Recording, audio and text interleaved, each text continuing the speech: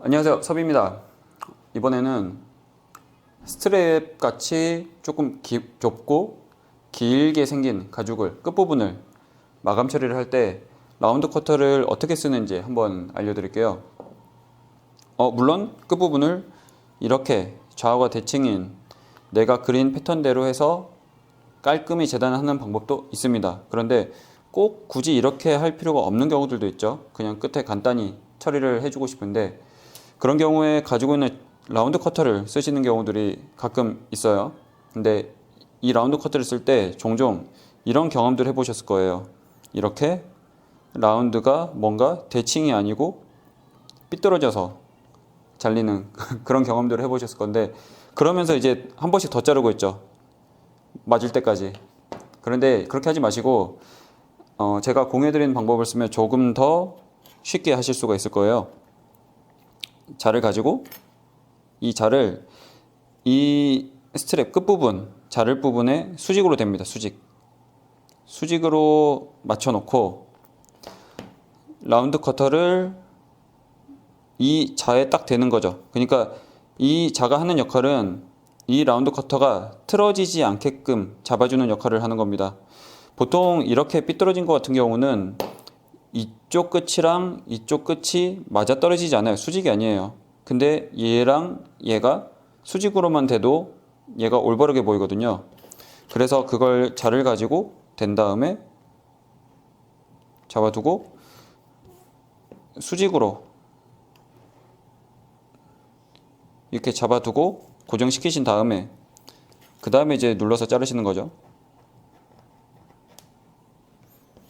이렇게 자르시면 조금 더 뭔가 조금 비틀어졌는데, 제 마음이 비틀어졌을 수도 있어요. 다시 한번 해볼게요.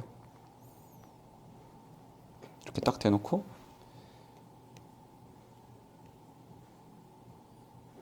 딱 끝과 끝을 딱 맞추시는 게 좋아요. 끝과 끝을 맞추시고 그 다음에 눌러 자르시면 됩니다. 이제 맞네요. 네, 이렇게 해서 양쪽 끝이 맞게끔 재단을 하실 수가 있어요.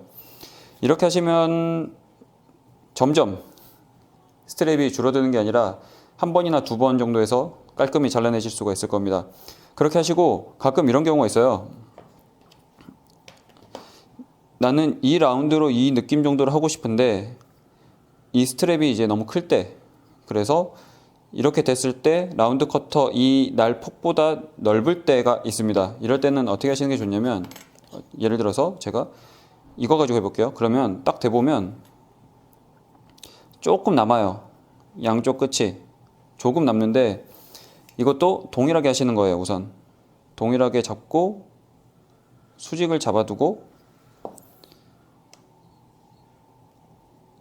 딱 잡아두시는데, 이 잡아둔 게 수직으로 되면서도 양쪽에 남은 부분이 거의 비슷하게 남아야 됩니다.